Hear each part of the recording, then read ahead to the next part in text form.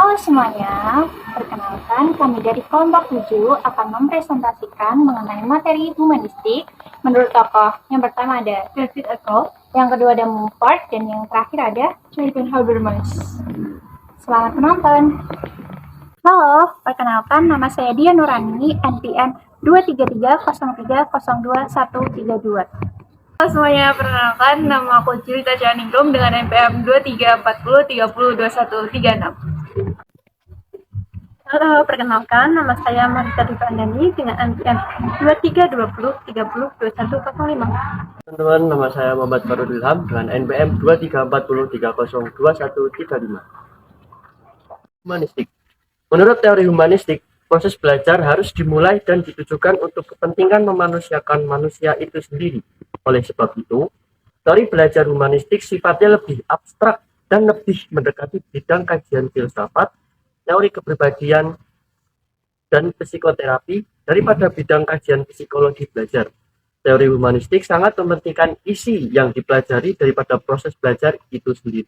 Yang pertama, menurut David Eckel, mendefinisikan belajar sebagai proses di mana pengetahuan diciptakan melalui transformasi pengalaman. Dan pengetahuan dianggap sebagai perpaduan antara memahami dan mentransformasi pengalaman. Experiential learning theory kemudian menjadi dasar model pembelajaran experiential learning yang menekankan pada sebuah model pembelajaran yang holistik dalam proses belajar. Nah, pengalaman kemudian mempunyai peran sentral dalam proses belajar. Selanjutnya, tahap-tahap belajar. Yang pertama, tahap pengalaman konkret. Yang kedua, tahap pengamatan aktif. Yang ketiga, tahap konseptualisasi. Dan yang keempat, tahap eksperimentasi aktif. Selanjutnya, gaya belajar. Yang pertama, tahap belajar converger. Merupakan tipe peserta didik yang lebih menyukai untuk belajar jika menghadapi persoalan yang memiliki jawaban. Selanjutnya, diverger, yaitu peserta didik yang masuk dalam kategori ini melihat suatu hal dari sudut pandang berbagai segi. Lalu mereka akan membuat sebuah hubungan agar hal yang mereka lakukan bergabung menjadi satu. Yang ketiga, assimilation.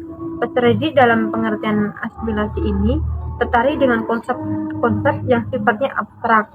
Mereka tipe yang tidak terlalu mengedepankan diterapkannya praktek dari ide-ide yang muncul. Minat mereka dalam bidang studi adalah sains dan matematika.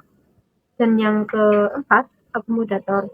Peserta didik dalam tipe ini tertarik dalam hal mengembangkan konsep-konsep dan mengembangkan eksperimen. Gaya belajar menurut Mumford. Gaya belajar menurut Mumford dan Hammy merupakan sikap belajar yang paling baik bagi peserta didik. Peserta didik satu dengan peserta didik yang lain tentunya memiliki gaya belajar yang berbeda, tergantung mereka mendapatkan pemahaman, pengolahan data, penyampaian berdasarkan teori yang mereka dapatkan. Teori belajar ini dikembangkan oleh Alan Mumford dan Peter Hammy yang mengklasifikasikan gaya belajar menjadi 4 tipe.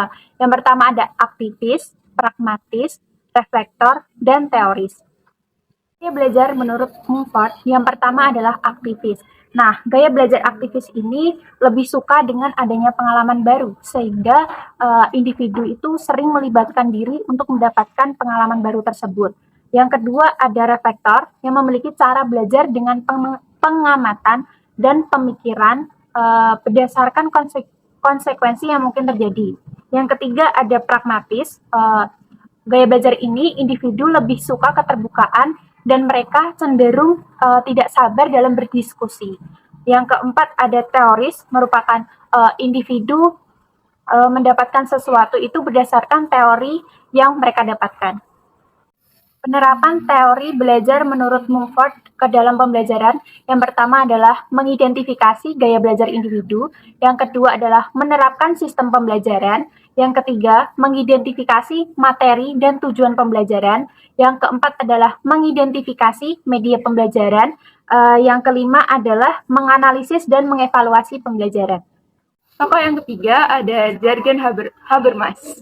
Nah, menurut Habermas berpendapat bahwasannya belajar itu sangat dipengaruhi oleh yang namanya interaksi.